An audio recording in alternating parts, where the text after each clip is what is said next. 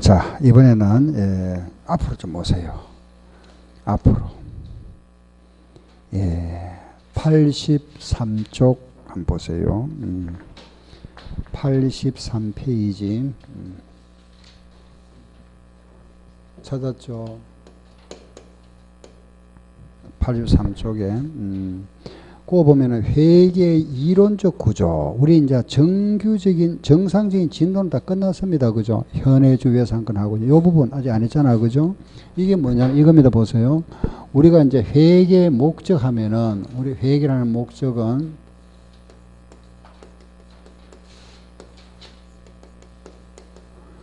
유용성 있는 정보를 제공하는 거잖아. 그죠? 제공. 그죠?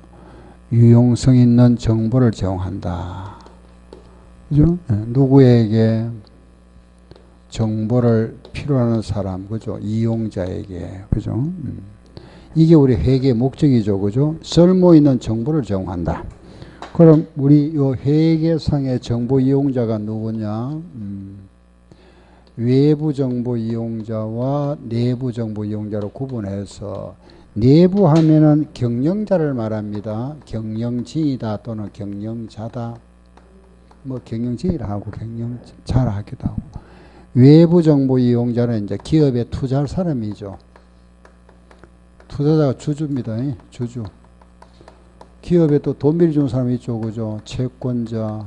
뭐 등등 많습니다. 그죠? 외부 정보 이용자. 이런 사람들에게 쓸모 있는 정보를 제공한다. 여기 나와 있는 정보가 뭐고, 우리 회계상 정보입니다. 이거는 뭐 다른 정보가 아니고, 그죠? 회계상 정보라는 건 이겁니다. 자산, 부채, 자본, 그죠? 그리고 수익과 비용에 대한 정보, 기업에, 그죠? 어느 기업이 있으면 그 기업의 자산이 얼마고, 부채가 얼마고, 자본이 얼마고, 그죠? 수익이 얼마고 비용 얼마, 이 정보죠. 우리 이걸 해왔잖아. 그죠? 이런 걸 제공해 주는 거다. 그러면 여기 보니까 이 정보는 유용한 정보가 돼야 된다. 그죠? 유용성이 있다, 쓸모가 있다 그랬죠. 그 쓸모가 있는 정보가 되기 위해서, 근본적 특성이 있다.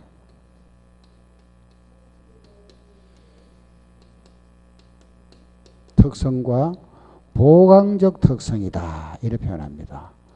우리가 이제 특성에서 크게 두 가지, 책을 한번 보면은 그 근본적 특성이라는 건 어디 있나 이러면은, 그죠? 85쪽에 나와 있죠. 근본적 특성, 질적 특성 나옵니다. 그죠? 목적 적합성과 충실한 표현. 그죠? 이게 이제 목적 적합성과 충실한 표현이다. 크게 두 가지 있다. 그죠? 그 두 가지가, 하나는 목적에 적합해야 된다. 그 투자하는 사람의 목적에 적합하다. 뭐 투자하는 사람이야 돈 벌기 위한 거잖아. 그죠? 그리고 하나는 뭐죠? 거기 보면 충실한 표현이다. 그죠? 요 충실한 표현은 거짓이 없어야 된다. 진실해야 된다 이 말입니다. 진실해야 된다. 요게 근본적 특성이라는 겁니다. 그리고 또 하나가 요 목적 적합한 정보가 되기 위해서는, 요게 목적에 적합하기 위해서는 다시 요 세 가지 특성을 충족해야 된다. 세 가지. 거기에 보면 나옵니다. 그죠? 예측 가치, 확인 가치, 중요성. 그죠? 요게 이제 우리가 정보에 대해서, 그죠? 수익을 우리가 예측할 수 있어야 되고, 확인 가능하고, 확인 가치. 그리고 이 정보는 이런 가치가 있으면 중요한 정보다. 그죠? 중요성이다. 중요한 정보다. 또, 요 충실한 표현을 만족하기 위해서, 요 충실한, 거짓이 없어야 된다 그랬잖아. 그죠? 거짓이 없는 정보가 되기 위해서는 또 세 가지 있어야 된다. 그죠? 그게 뭐냐면은, 거기 보면은, 완전성, 중립성, 무오류. 완전성, 중립성, 무오류. 오류가 없어야 된다. 그죠? 요게 무오류예요. 그죠? 이거 우리가 거짓이 없는 정보가 되기 위해서는 완전성이다. 그죠? 정보가 만약에 5개면은, 그죠? 4개만 제공하고 1개 빠뜨리면 안 된다. 이 말입니다. 5개 다 해라. 이게 완전성입니다. 한쪽에 치우치면 안 되겠죠. 그죠? 항상 중립을 지켜야 된다. 그죠? 그 정보는 중립을 지켜야 되고, 오류가 있으면 안 되겠죠. 오류가 없어야 된다. 그게 충실한 표현. 그렇죠? 그래서 목적 적합성의 하부 속성 구조는 그 말하면은 정보는 수익을 우리가 예측 가능해야 되고 그 수익은 또 다시 확인할 수 있는 가치가 있어야 되고 이런 가치는 중요한 정보라는 뜻입니다. 그리고 보강적 요걸 보강한다 그죠? 보강의 특성 요게 5개입니다. 4개. 보강적 특성은 4개. 요것도 4가지가 있다. 네, 이렇게. 그거 보면은 뒷장에 나오죠. 그죠? 86페이지 보면은 보강적 특성. 비교, 검정, 적시, 이해. 비교, 검정, 적시, 이해다. 그죠? 비교, 검정, 적시, 이해. 이렇게. 네 가지. 비교 가능해야 된다. 그 정보는 다른 기업하고 그죠? 비교 가능해야 되고 검증 가능해야 된다. 우리가 검증 가능해야 되고 시기 적절해야 된다. 그게 적시성이죠. 그죠? 그리고 이해 가능해야 되겠죠. 어떤 그죠? 뭐 암호 같은 걸 하면 안 되죠. 그죠? 정보 이용자가 이해할 수 있어야 된다. 이런 정보를 우리가 보강적 특성이랍니다. 4가지다. 그죠? 비교, 검증, 적시, 이해. 알겠죠? 이제 이 정보의 특성이다. 그죠? 쓸모 있는 정보가 되기 위해서는 근본적 특성은 2가지가 있다. 목적 적합성과 충실한 표현. 보강적 특성은 4가지다. 그죠? 비교, 검증, 적시, 이해.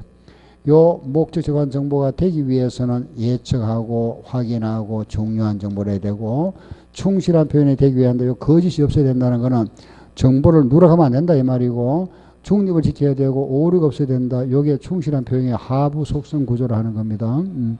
그리고 이 정보가 아무리 이제 그죠 좋은 정보를 하더라도 마지막에 포괄적 제약 요인이라 이랍니다. 이게 뭐고 그죠? 이런 아무리 좋은 정보를 하더라도 거기에 그죠 우리가 투자한 원가 100원을 원가로 들었으면 여기에 대한 효익 수익은 이거보다 커야 되겠죠. 그죠? 내가 100원을 투자하고 90원 얻었다. 이거는 좋은 정보 아니잖아. 아무리 이런 뭐라면은 그죠? 근본적 뭐 목적에 적합해야 되고 충실한 표현이 돼야 되고 뭐 이해가능 이런 게 아무리 있다 하더라도 결국은 돈이 벌어야 되는 거죠. 그죠? 나봐야 되는 거지. 그죠? 그래서 요거 경제성이라는 겁니다. 경제성. 알겠죠? 투자 가치가 있어야 된다. 100원을 투자했으면 120원 벌어야 된다 이런 말입니다. 이걸 우리가 포괄적 특성이라 하는데 이걸 제약 요인은 요걸 지금 과거에는 이래 표현하다가 지금은 요거 원가 이상이 된다. 그래서 포괄적 제약 요인하면 요래 항상 표현합니다. 원가 이상. 여기 이제 말이 좀 생략된 거죠. 그죠? 요 말이 결국 뭐냐 하면은 효익이 커야 된다 이겁니다. 투자 가치. 그 투자한 원가보다 효익이 커야 돼. 이걸 우리는 경제성 남아야 되죠. 그죠? 100원을 투자했으면은 남아야. 그죠? 그게 우리는 포괄적. 결국은 최종 목표는 남아야 되잖아. 그죠? 여러분들이 공부를 열심히 합니다. 그죠? 결국은 최종이 뭐죠? 합격하셔야 되죠. 그죠? 그렇잖아. 그죠? 합격. 이런 과정을 우리가 이런 게 있다 하더라도 결국은 최종 목적은 돈벌이 하는 겁니다. 우리 공부하는 것도 결국은 이 주택가에서 공부 합격해야 되잖아. 이게 최종 목적이다. 그죠? 그게 이 말입니다. 포괄적 요인. 알겠죠? 결국은 남아야 된다. 그죠? 이거다. 요게 이제 정보의 특성이다.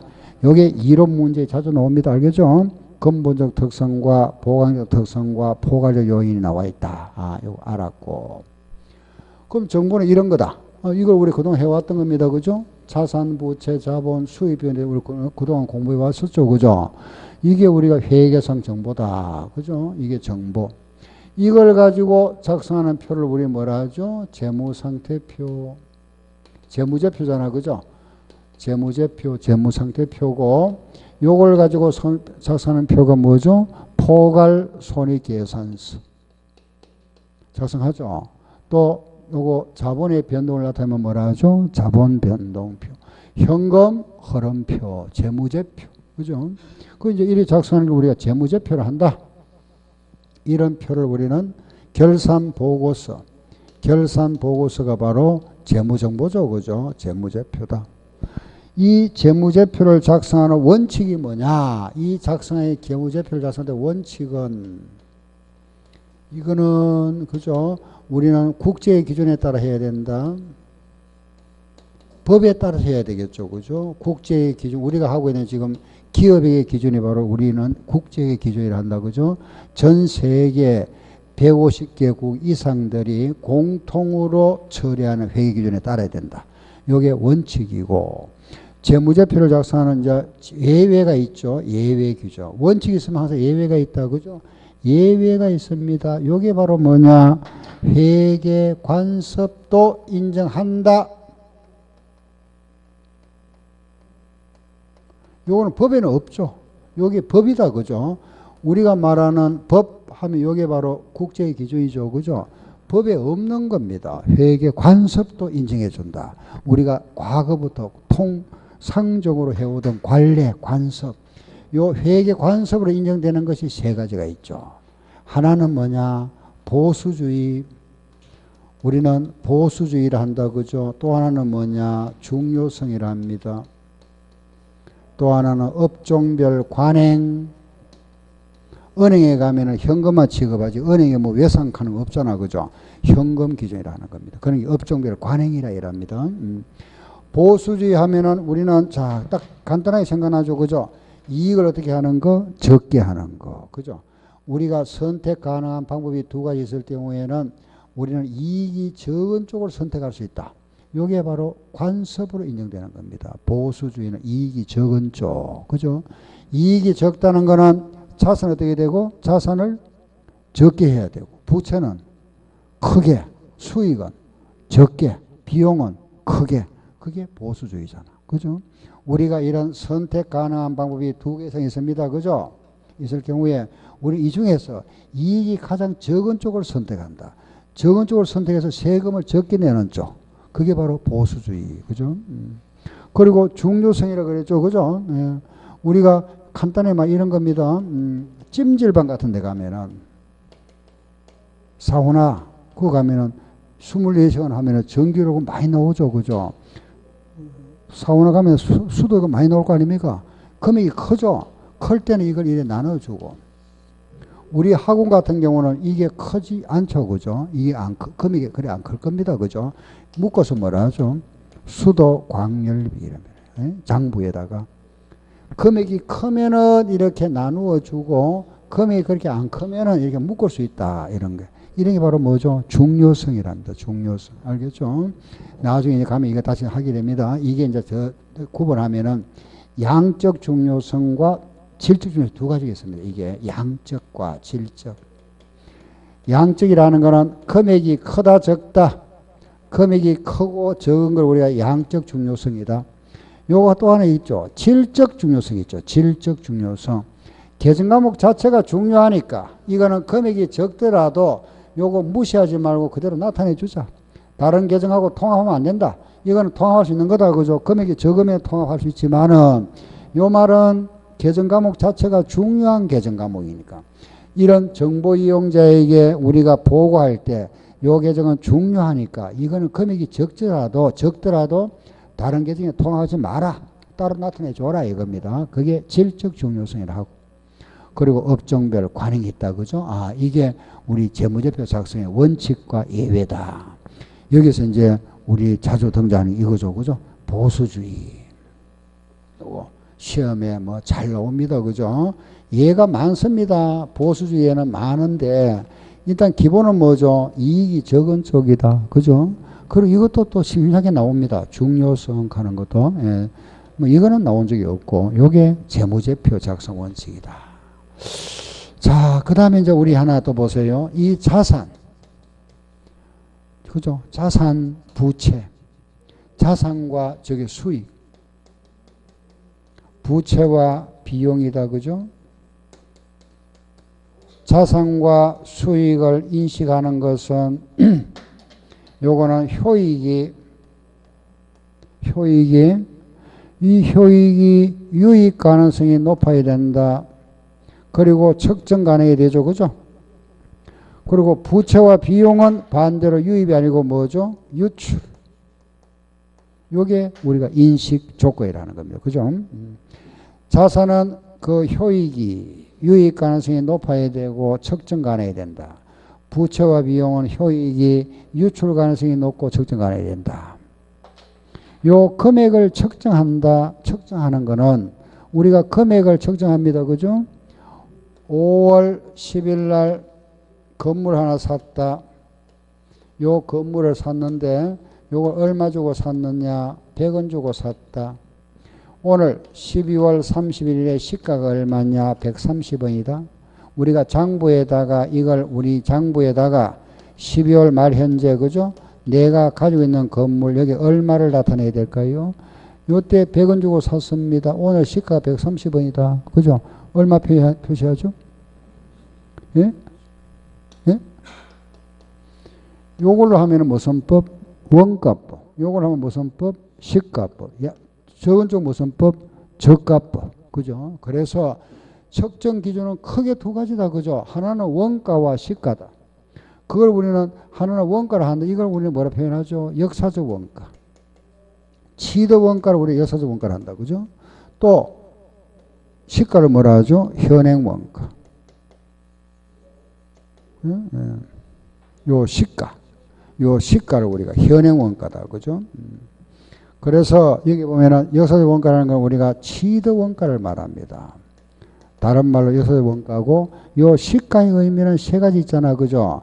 요거 시가는 우리가 현행 원가라 하기도 하고 실현 가치. 오늘 내가 요거 팔면은 받을 수 있는 가치고 미래 현금 흐름의 현재 가치. 요걸 우리는 시가라 한다. 그죠? 현행 원가, 실현 가치, 현재 가치. 이게 측정 기준이다. 그죠? 예. 그리고 수익 비용을 인식하는 기준. 수익과 비용이다. 그죠? 요 수익과 비용은 물론 요거는 수익 비용 뭐에 따라 한다? 대응 원칙에 따라 인식한다. 이런 거죠. 그죠? 예, 이런 걸 우리는 회계 정보에 대한 걸 이렇게 체계화했다. 그 따라서 이런 걸 우리가 요걸 우리 뭐라 하느냐? 개념 체계라 이랍니다. 제가 최소한으로 줄인 겁니다. 이 개념 체계인데 이게 우리가 하고 있는 재무회계 개념 체계를 하는 겁니다. 시작. 재무회계 개념 체계. 이런 게 개념 체계가 우리가 하고 있는 국제의 기준이 있다. 그죠?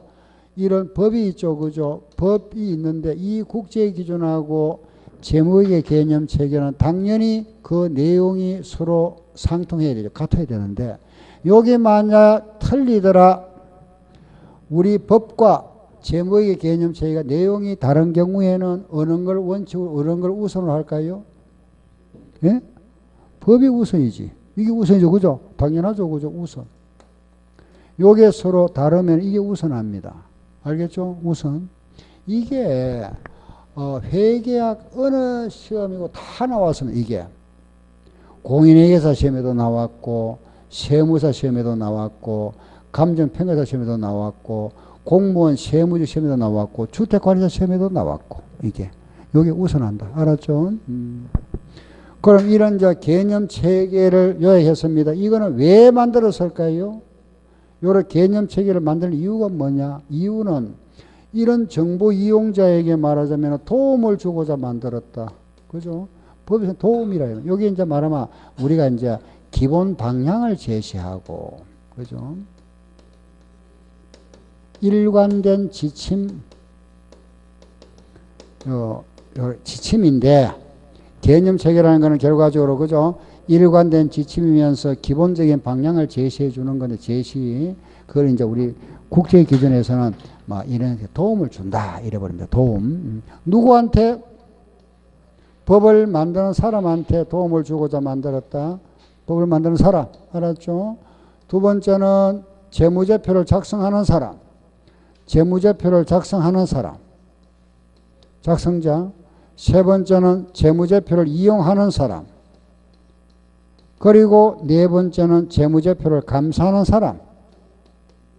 이게 그럼 모든 사람이 다 들어가죠. 그죠? 법을 만드는 사람, 재무제표를 작성하는 사람, 재무제표를 이용하는 사람, 감사인에게 어떤 이런 기본적인 방향도 제시하고 일관된 지침을 제공한다. 즉 도움을 주고자 이걸 개념 제거했다. 그럼 재무제표 작성자가 누굴까요? 재무제표 작성하는 사람 누구? 경영자가 작성하지 뭐. 그죠? 예. 우리 조금 전에 했습니다. 감사인이 감사 의견을 표명할 수 있는 게 네 가지 있더라. 하나는 무슨 의견? 적정 의견. 조금 잘못됐다. 무슨 의견? 한정 의견. 많이 잘못됐다. 부적정 의견. 의견 거절이 있었죠. 그죠? 감사의 제안을 받았다. 의견 거절. 요게 재무회계 개념 체계를 하는 겁니다. 자, 다시 요걸 뭐라 했죠? 시작.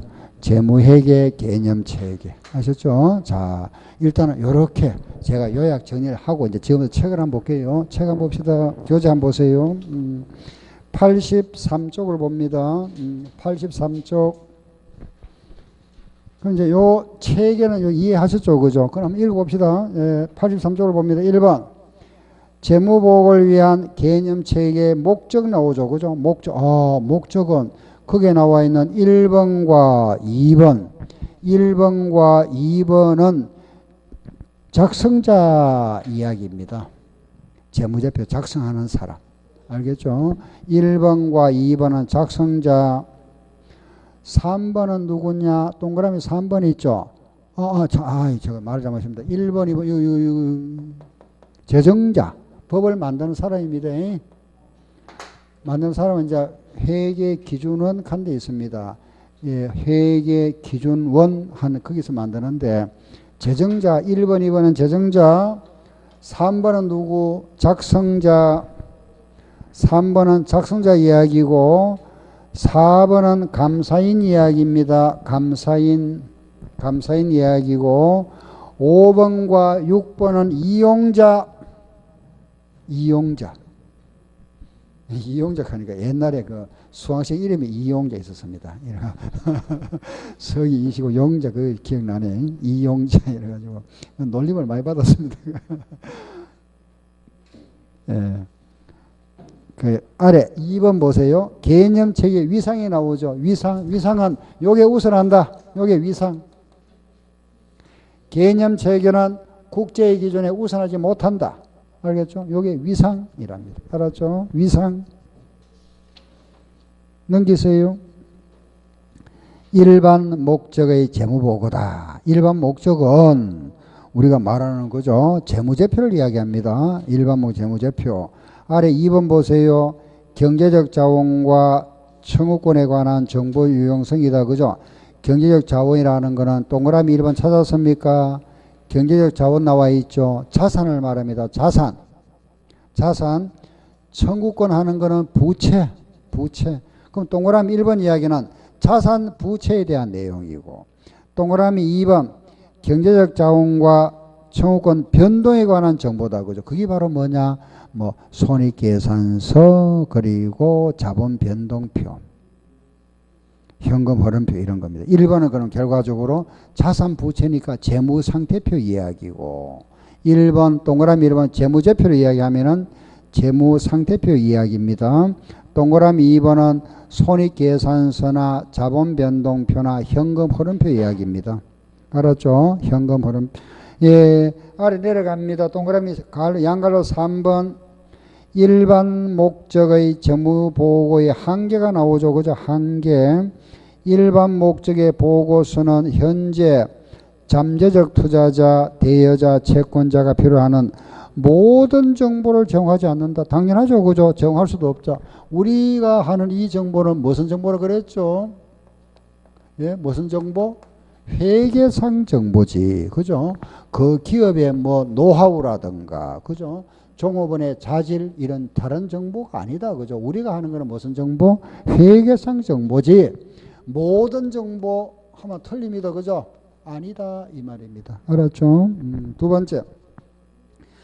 우리가 하는 이 보고 동그라미 2번은 기업의 가치를 보여주기 위한 게 아니죠. 기업 가치를 평가하는 게 아니고 단순히 그 우리가 하는 거 이겁니다. 12월 말에 자산부채 자본의 상태와 1년 동안 벌어들인 돈과 지출한 데 대한 내역 이걸 나타내는 거지. 그 기업의 가치를 우리가 가치를 표시한다 이건 아니잖아. 그죠? 기업의 가치가 아니죠. 자 보세요. 우리가 이걸 안다면은 그죠? 기업의 가치 A라는 기업의 가치가 있는데 이 가치를 보니까 지금 현재 그죠? 주식 한 주당 한 1,000원쯤 돼야 되는데 지금 현재 주식 가치가 700원이더라. 이거는 앞으로 이 가치 기업의 가치가 1,000원 정도 되는데 현재 주가가 700원이라면 앞으로 오를 가능성이 높죠. 그죠?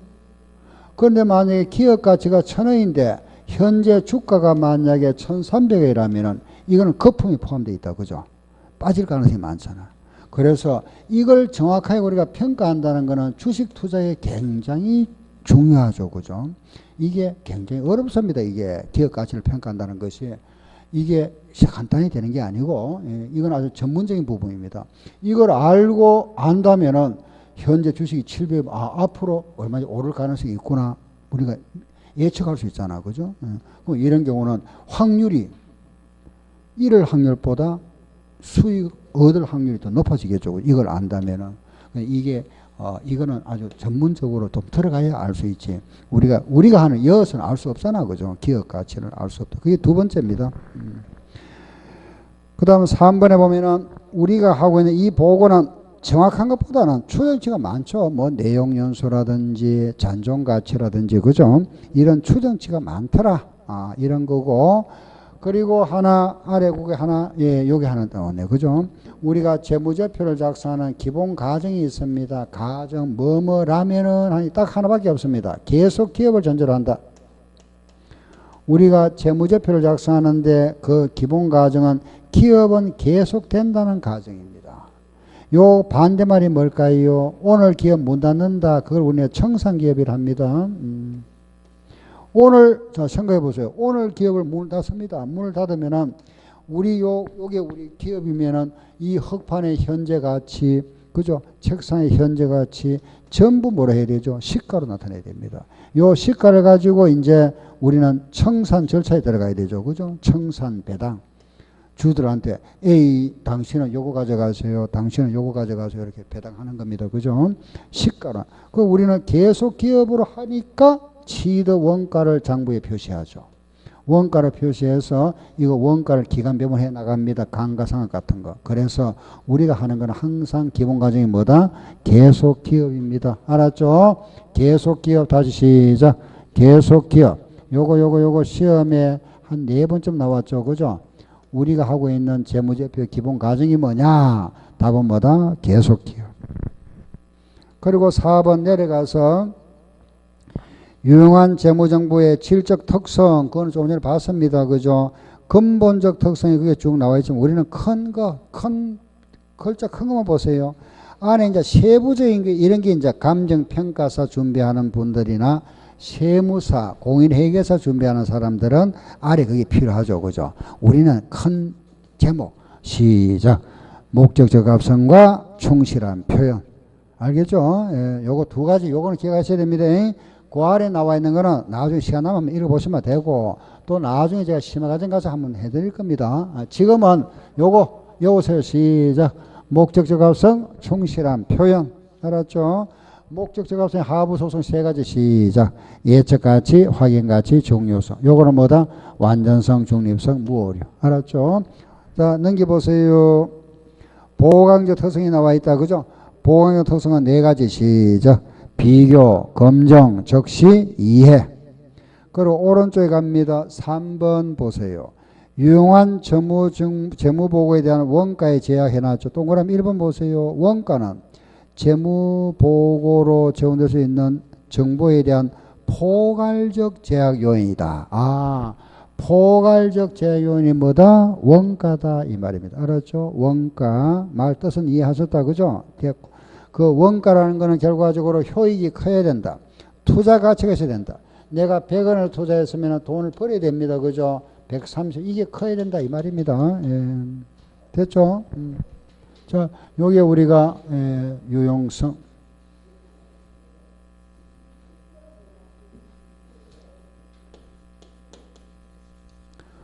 근본적 특성 두 가지 뭐죠?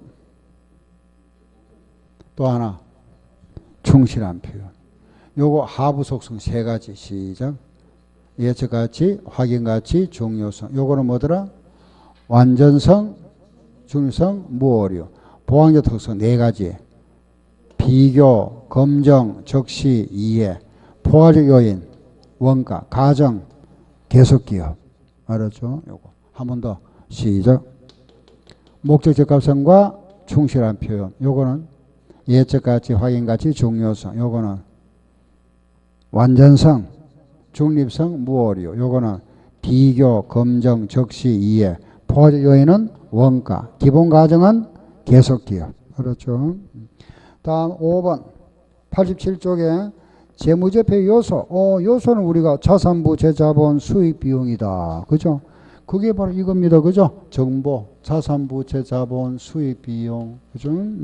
뒤로 가세요. 안에 내용들 한번 읽어보시면 되고, 뒤로 갑니다. 재무제표 요소의 인식이다. 그 인식 바로 이거 나와 있죠. 그죠? 인식이 바로 이거다. 그죠? 1번 보세요. 그 재무, 그 항목에 관련된 미래 효익이 나오죠. 효익이. 기업에 유입될 가능성이 높아야 된다. 그 금액은 측정 가능해야 된다. 요게 자산. 부채는 효익이 유출 가능성이 높다. 측정 가능해야 된다. 그죠? 유출. 그죠? 아래 3번 재무제표 요소의 측정. 요거 나와 있죠. 요거. 그죠? 요거. 하나는 뭐죠? 역사적 원가. 요걸 다른 말로 뭐라 한다? 취득 원가. 아래 나와 있는 2번, 3번, 4번, 2번이 요거잖아요. 현행 원가, 실현가치, 현재가치. 요게 뭐다? 시가. 1번은 말하자면 원가, 2번, 3번, 4번은 시가. 알았죠? 현행 원가, 실현가치, 현재가치는 시가다. 그죠? 시가. 알겠죠? 시가. 요 말이구나. 이해되죠? 예. 다음 이제 오른쪽 페이지 가볼까요? 89쪽에 자산의 특징이 나옵니다. 그죠? 자산이라는 뭐냐? 뭐 우리 해왔잖아. 그죠? 기업.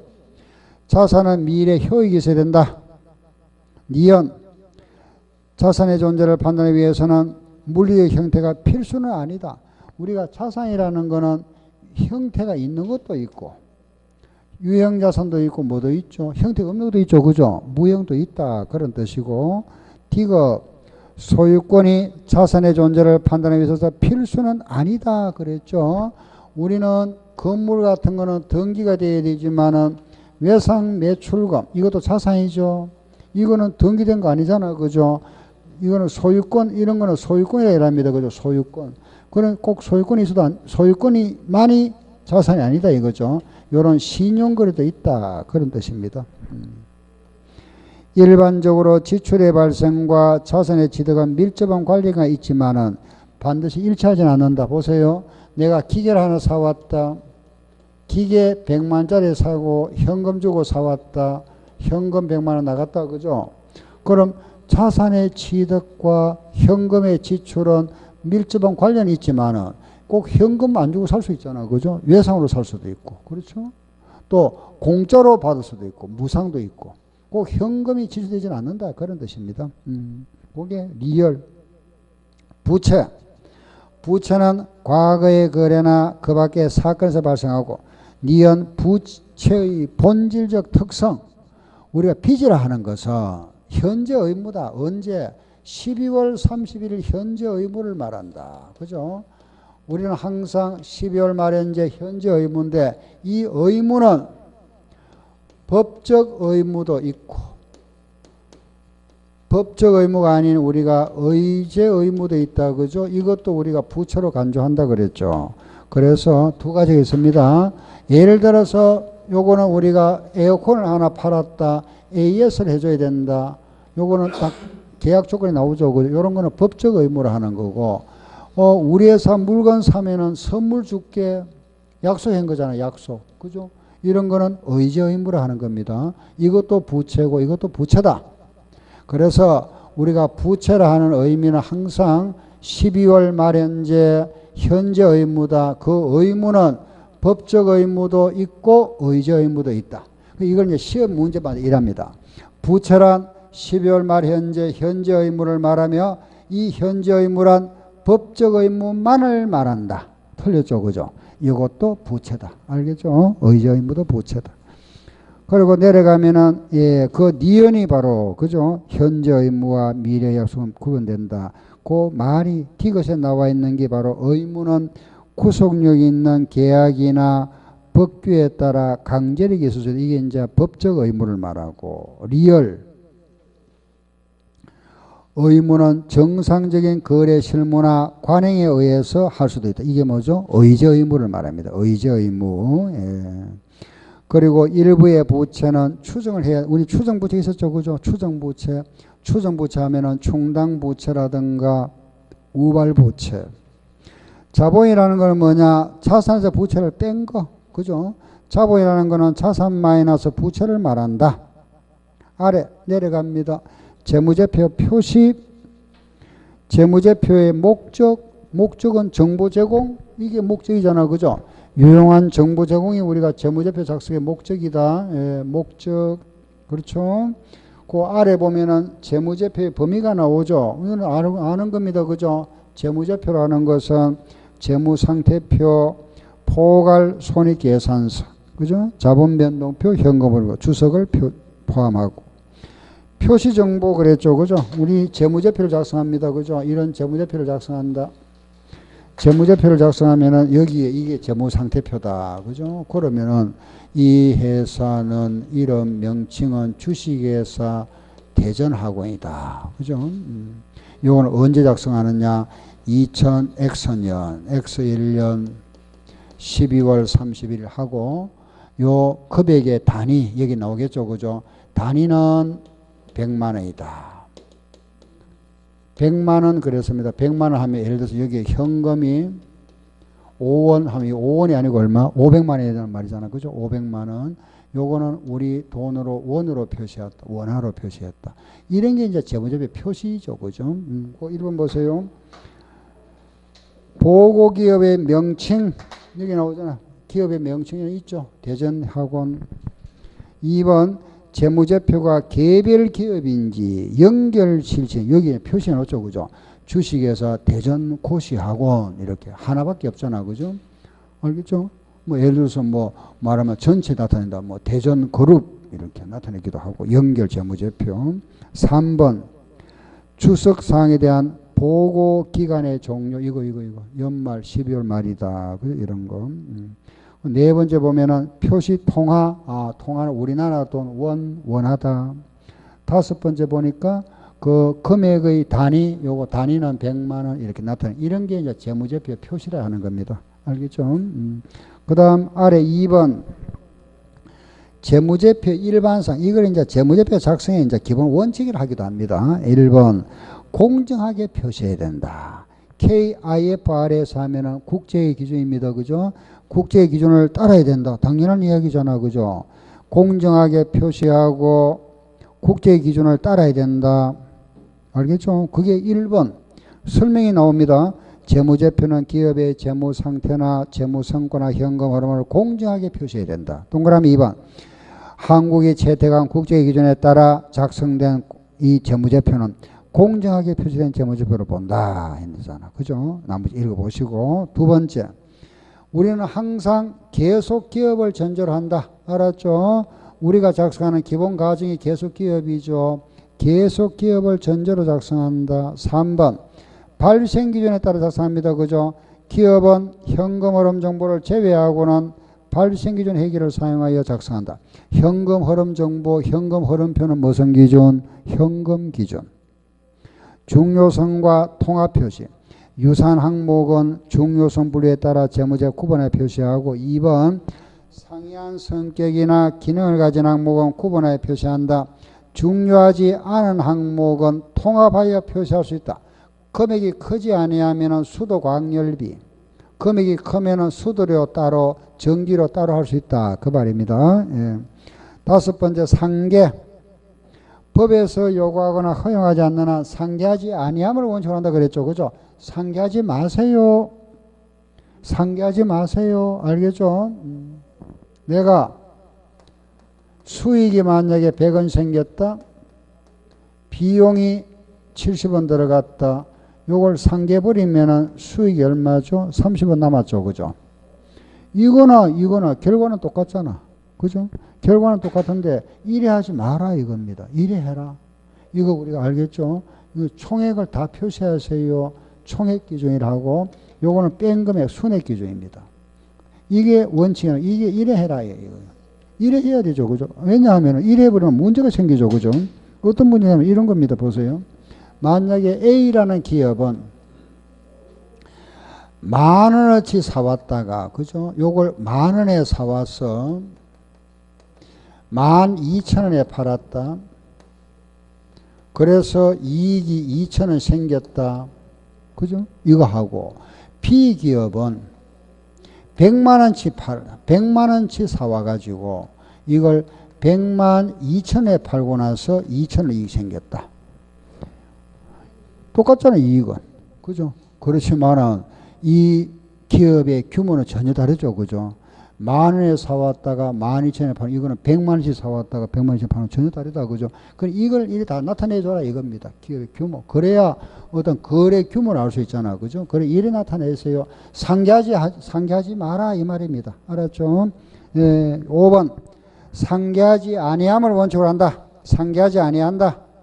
6번. 보고빈도는 적어도 1년마다 기준에서 작성. 1년 기준. 1년. 다음 7번. 7번에 보면은 비교등록을 했죠. 그죠? 이거 보세요. 우리 이렇게 이제 표시하는데, 우리는 이제 뭐 연습을 그래 하는데, 연습은 그냥 하잖아. 그죠? 원래 현금이 100원이다. 작년에 현금은 90원이었다. 이렇게 나타내라 이겁니다. 우리가 예금을 표시할 때 현재 예금은 500원이다. 작년에는 얼마 있었느냐? 530원 있었다. 그래서 작년도 하고 단기하고 이렇게 항상 재무제표는 비교하여 나타내세요. 이걸 우리가 비교 재무제표라는 겁니다. 알겠죠? 우리가 실제 결산 공고하잖아. 그죠? 결산 공고하면 한 1회 합니다. 이렇게. 요거는 2017년도, 2018년도 이런 식으로. 알겠죠? 이걸 무슨 정보로 한다? 비교. 거기 보면 비교 정보 나오잖아. 그죠? 비교. 그리고 8번 어떤 우리가 표시를 한번 정했으면 그걸 계속해라. 중간에 바꾸지 마라 이 말입니다. 그죠? 바꾸면 자꾸 헷갈리잖아. 그죠? 정보 이용자가 표시를 한번 정했으면 계속 하세요. 9번 보수주의 나왔네. 보수주의란 다른 말로 뭐라 한다? 이익을 뭐라 하는 거? 적게 계산하는 거. 그죠? 그게 보수주의다. 일단 고려하세요. 얘가 쭉 나와 있습니다만은 이거 외에도 더 많습니다. 많이 나오는데 요게 이제 기본 예다. 그죠? 자, 오른쪽 가봅니다. 93쪽에 제가 아까 이 말 했는데 지금 기억하시는 거 모르겠네. 보세요. 제가 중요성 하면서 하나는 양적과 뭐라 했죠? 질적 그랬잖아. 요거. 이거는 금액이 크고 적고다. 질적 중요성이라는 거는 금액이 관계없이 계정 과목 자체가 중요하기 때문에 금액이 적더라도 다른 계정 과목에 통폐합하지 마라 이겁니다. 계정 과목 자체가 중요하니까. 요게 바로 뭐냐? 오른쪽 그겁니다. 93쪽 위에 나와 있는 거 자산, 부채, 자본 있죠. 그죠? 이런 계정들은 따로 나타내줘라 이겁니다. 즉 대표적으로 하나 현금 및 현금성 자산, 이거는 돈이 크든 적든 별도로 나타내줘라. 알았죠? 또 금융자산, 매출채권, 재고자산, 투자부동산 이렇게 해서 이런 거는 따로 나타내줘야 되는구나. 그래 이해하시면 됩니다. 예, 내려갑니다. 2번 자산부채를 우리가 구분합니다. 그죠? 자산부채의 구분 표시는 원칙이 뭐죠? 유동과 비유동이잖아. 그죠? 그거는 몇 년 기준이죠? 1년 기준. 그렇죠? 우리는 이렇게 구분합니다. 그죠? 유동자산과 뭐로 구분한다? 비유동. 요게 원칙이다. 알았죠? 요게 원칙. 원칙은 이래 하는 겁니다. 유동과 비유동. 알겠죠? 예.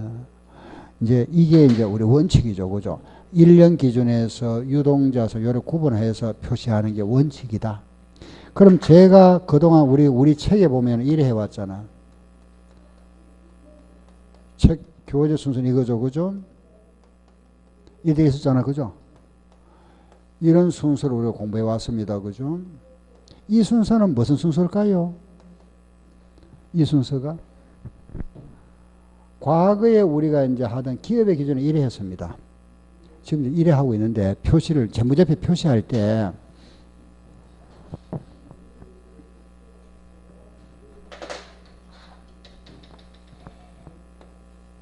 표시하잖아. 그죠? 여기다가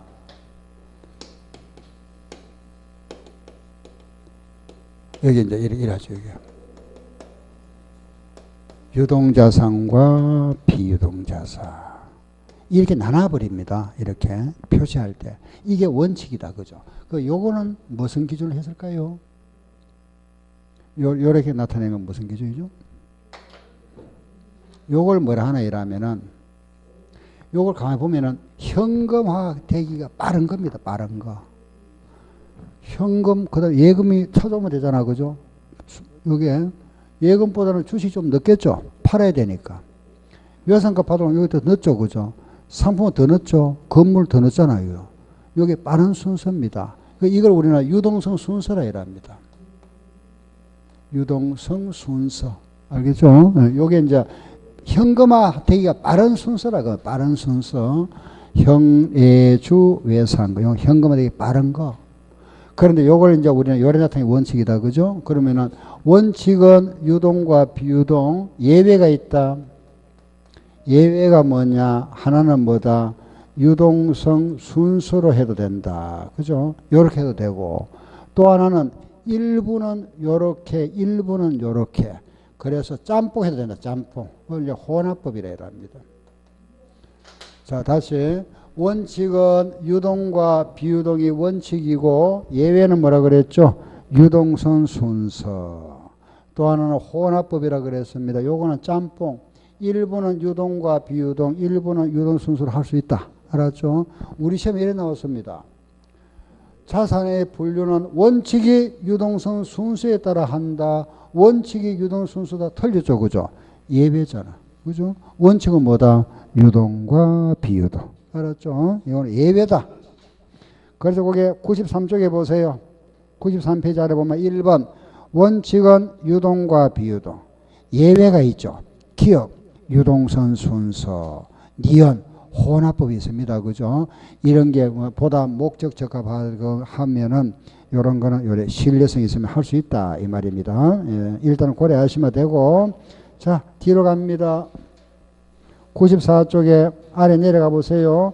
손익계산서가 나와 있죠. 여기서 중요한 말이 하나 나옵니다.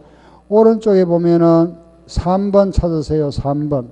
3번에 무슨 말이 보이죠? 특별 손익은 표시 안 한다 그랬습니다. 그죠? 아, 특별 손익은 표시 안 한다. 알았죠? 특별 손익 항목은 불표시했죠. 그거 하나 기억하세요. 우리가 특별 손익은 과거에 기업에게 기준에서는 쓰던 말입니다. 기업의 기준에서는 요래 썼습니다. 특별 손익하는 말 썼습니다. 이게 뭐냐 하면은 뭐 재해 손실, 전기오류 수정 손실, 자산 수정이 했는데 지금은 이 말 안 씁니다. 알겠죠? 이걸 쓰지 마라 이 말이고. 자, 우리 요 손익계산 잠깐 해보세요. 보세요. 요거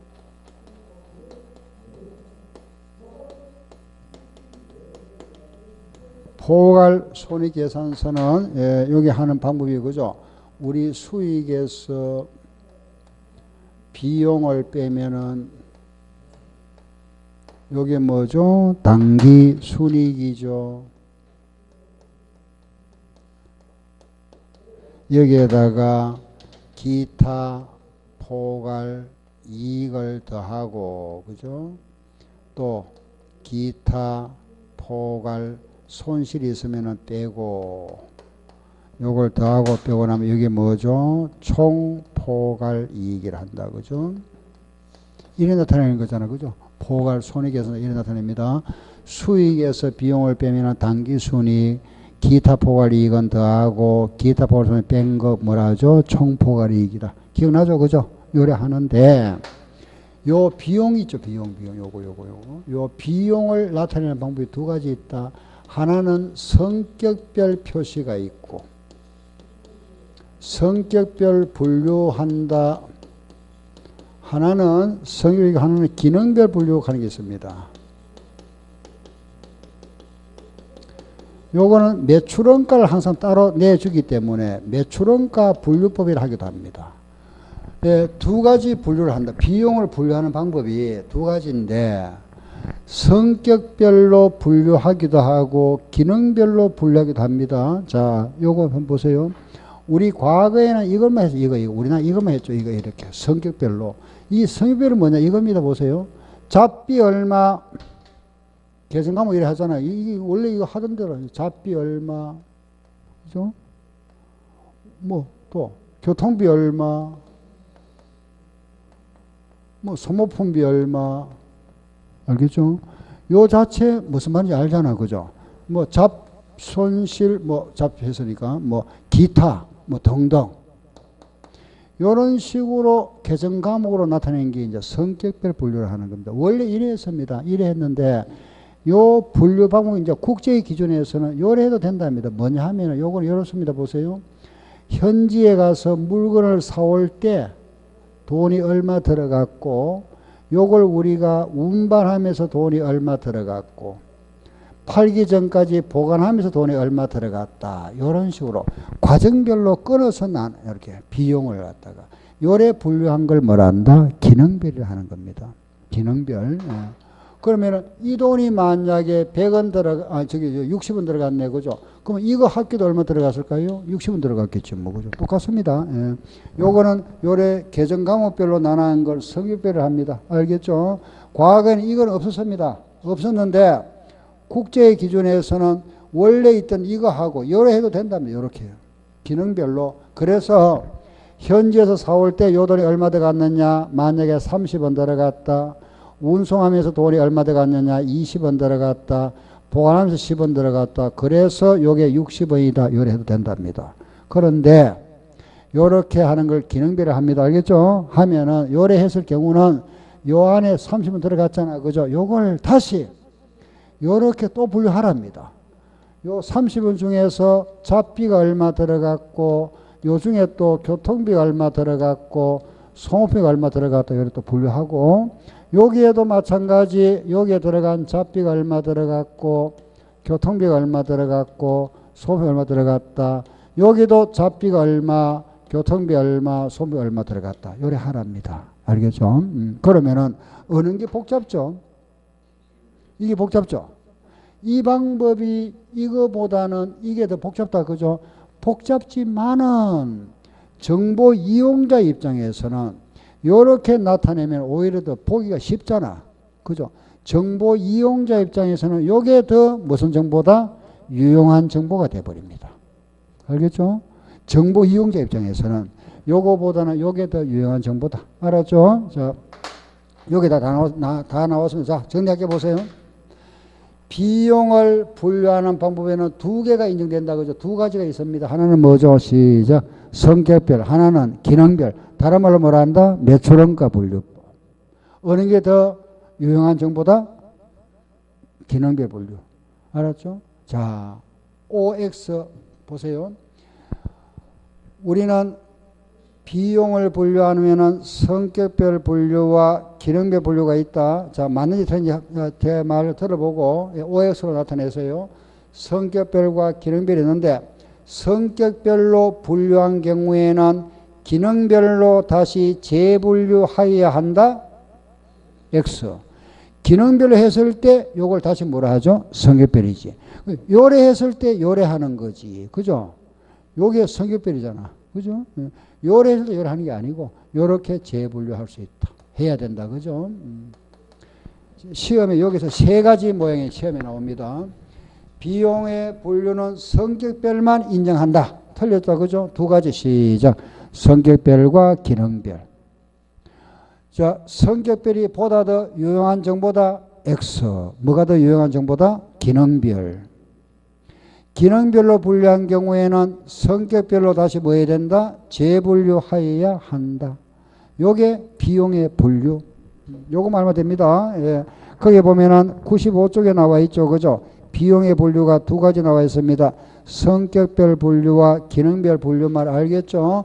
기능별은 과정별이다. 그래 이해하시면 됩니다. 다음 뒤로 갑니다. 넘겨서 넘어가서 자본 변동표가 나와죠. 이거는 뭐 할 거 없잖아. 그죠? 자본의 변동을 나타내는 거. 아래 현금 흐름표를 우리가 지난 시간에 했습니다. 그죠? 현금 흐름표에 대한 자세하게 했고, 주석은 그 재무제표, 그죠? 우리가 이제 주석 상황이라 합니다. 그죠? 자, 이거 한 번 더 말씀드릴까요? 뭐 다 아시겠지만은, 이런 거 보세요. 우리 여기에 재무제표가 있다. 그죠? 예, 여기 있는데, 여기에 말하면 뭐 예금이 500원이다. 요걸 설명하는 거죠. 그죠? 요 예금은 대전은행, 그죠? 뭐, 대전은행, 그죠? 예를 들어서 뭐, 이게 시청지점이다. 예, 보통 예금이다. 요렇게 이제 보충 설명하는 거. 또는 요 예금에다가 요래 번호를 붙여가지고, 요 람 밖에 와가지고, 그죠? 대전은행 시청지점의 보통 예금이다. 요렇게 설명하기도 합니다. 요 란 안에, 본란 안에 요래 하는 요걸 뭐라 하고? 주기이랍니다. 주기. 요 밖에 하는 요걸 뭐라 하죠? 주석. 요걸 우리는 뭐라 한다? 주기. 요걸 뭐라 하고? 주석. 그러니 주석도 재무제표 일부다 이겁니다. 요것도 요게 재무제표 일부로 본다. 알겠죠? 예, 주석도 일부다. 예, 됐습니다. 그리고 이제 그 97페이지를 잠깐 한번 볼까요? 97쪽. 예, 이 부분은 그냥 예, 잠깐 말만 잠깐 들으시면 됩니다. 예, 97페이지 보니까 뭐가 있죠? 회계 주체이로이다. 그죠? 앞으로 잠깐 볼까요? 이거 보세요. 내가 예를 들어서 우리가 그죠? 일을 합니다. 일을 하면서 돈을 버리죠. 그죠? 이 돈을 버리는데 돈을 버릴 때 누구를 위하여 버리느냐? 누구? 나를 위해서 버립니까? 내 가정을 위해서 돈을 버립니까? 사회를 위해서 버립니까? 세계를 위해서 버립니까? 돈 버리는 게. 네? 내가 일을 하잖아. 그죠? 일을 하면서 돈을 버리잖아. 그죠? 돈 버리는 목적이 나를 위해서 버립니까? 네? 가정을 위해서 버립니까? 사회를 위해서 버립니까? 누구를 위해서 버리죠? 네? 어디에 해당합니까? 다 해당되죠. 그죠? 예, 이런 겁니다. 이게 맞다 틀리다 그런 게 아니고 그러면 이게 바로 회계 주체.